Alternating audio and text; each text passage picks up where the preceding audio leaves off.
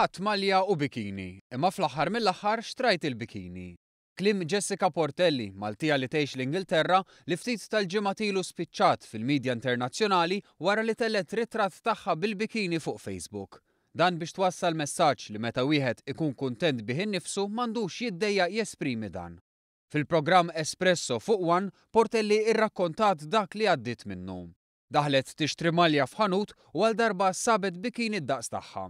Ma naqsitx ix-xewqa li tipprova. Tal biex nipprova u sakemm kont dan nistenna taf inti meta tidħol f'changing room tibda tara l-ħwejjeġ, tibda tara x'sa tipprova. U kif ollejt il-bikini minn warajja nisma' kumment minn dil-mara li qalt li girls like you shouldn't wear stuff like that. Għalita b'mod dirett lilek? Direttament. Jew kienet qed titkellem ma' ħadd ieħor? Le, għalita b'mod direttament lili. Jessica qalet li qatt ma dejqet tikkummenta dwar il-figura tagħha, saħansitra ġieli tiċċajta.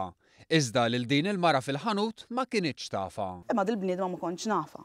Ejn dak il-ħin dort u bla ħsieb għattila nies bħalek, tfajlit bħalek, ma jistgħux jgħidu tfajlit bħali, x'nistgħu nagħmlu, x'ma nistgħux nagħmlu. Kienet mara teta kbira, Jessica? Le, kienet mara tal-istess età tiegħi.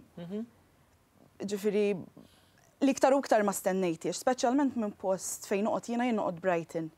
Fej Brighton għandek post, it's very cosmopolitan li għandek nies li jaċċettaw tip ta' kulturi differenti. Li ma kienx mandrux mal-lewża. Dal-komment weġġek. Mhux weġġani le. Dejjaqni naħseb. Dejjaqni.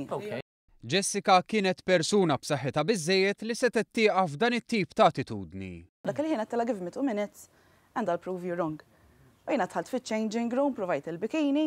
Dak il-ħim dejt nġilet mal-boots ma stajċ ninżal boots, dejt niprofa naġġel biex nerġa' noħroġ biex inkellima.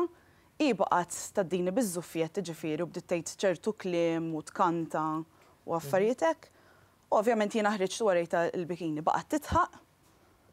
U jiena tlajna tajtek ir-risposta tiegħi li jien għandi dil-figura, mhijiex il-figura tiegħek, però jiena kuntenta bija nnifsi. Però ma kienx lan tagħha li tispiċċa fuq il-mezzi tax-xandir internazzjonali. Jiena saċ l-istorja tfajta just to keep my friends updated. Li jiena da barra minn Malta u nżommhom updated ta' x'inhu jiġri u għalhekk fajtu ritratt. Fil-fatt anke fil-bidu tal-postat. Le kienu jafumni ta' kelli naqa' nies jafumni. Hawn ir-reazzjoni kienet dik ta' kwantità kbira ta' messaġġi u kummenti, fosthom dawk ta' kuraġġ iżda anke dawk ħżiena.